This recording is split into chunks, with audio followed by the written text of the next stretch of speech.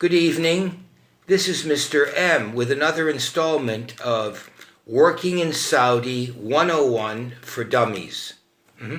Today, as I said the other day, we would be talking about what to do in your free time in Saudi Arabia. Now you'll notice on my mask, unfortunately it's backwards, it says Free Richard in Saudi, which is part of the Free Richard H campaign. I will update you very quickly on that before I go into the details of free time. The British Embassy will not, and have told Richard that they will not visit him in Dammam in the eastern province of Saudi Arabia. They're probably very busy with social parties and being traumatized with the Meghan Harry debacle. So we understand that, but no, they're not going to visit him. We did check with the Canadian, Irish, and American embassies, and yes, they do visit their people who are in open detention. But hey, it's the Bangla Britain embassy. So that was the FCO. Now, today, what I've had a few people contact me and say, well, give me specific details about Richard's case. I've said a little bit about his case, but I would rather reply to you email me. I'll at the end of this or in the next video, I'll give you a brief synopsis. But for anybody who wants specifics, I definitely will reply. So I hope you can see that. It says Kabsa, Kabsa, .anzi, A-N-Z-I, @gmail.com. I'll repeat that. Kabsa, Kabsa, .anzi, A-N-Z-I, @gmail.com. I'll reply to those emails, and that will give you much more detail. Otherwise, it would take up much more time than I have here. Okay, back to the main topic for today, what to do in your spare time. Well, first of all, you should remember that Saudi Arabia shuts 5 times a day for prayers. So you'll have, whatever you do, wherever you are, or it used to shut, I don't know, maybe those cosmetic changes have done that.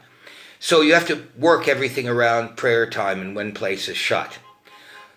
For a lot of people, the shopping mall is the center of their free time.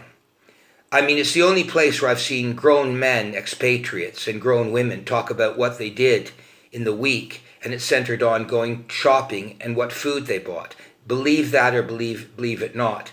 So the main concept won't be books, won't be films. It'll be, where did you go? Did you go to Lulu supermarket? Did you go to Carrefour? What did you do? Can you imagine that for your IQ?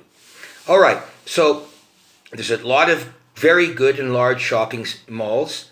Lulu, Carrefour, a few others are there. And then there's the local shop. Now, the local shops are very, very local, usually with people from the Asian subcontinent working in them.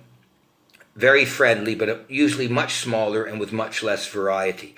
Food prices compared to the UK are, for imported goods, are a little bit more expensive.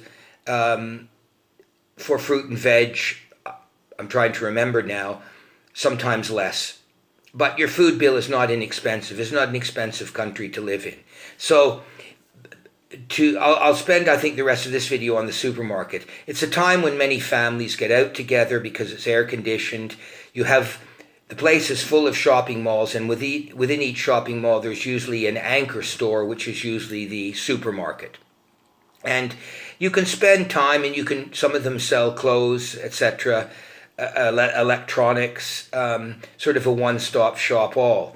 And because they're in a shopping mall, there's usually a coffee shop or restaurants or places to eat there. So it can be a convenient way to spend what could otherwise be a very boring off hours, and especially on the weekend. And of course, you must try to avoid the weekend there, which is Friday and Saturday morning and afternoon, but especially the evening, Friday or Saturday evening, if you don't want to be somewhere like the London Underground at rush hour. They really do get full. But the staff are friendly, well-trained. The food is hygienic and to a high standard. I'm talking again about the two I know, Lulu and Carrefour. One is owned by an Indian gentleman, and the other is Carrefour is part of a French conglomerate. So that's the supermarkets. They're air conditioned. Your kids are safe in them. There's good security, and there's a lot more Saudi staff in them now since Saudiization. A lot more women working there. Sometimes you must remember that, or if you don't know, that there are lines or were lines for men only or lines for families and women. That's part of the separation of men and women, which used to go on in Saudi. It may continue. But it's a friendly environment, a safe environment, and one in which you can spend a lot of time browsing, as you would. I think I'll start off the next one with bookshops. So thank you for now, and we'll come back to the next installment of What to Do, part 2, in your off hours in Saudi Arabia. Thank you.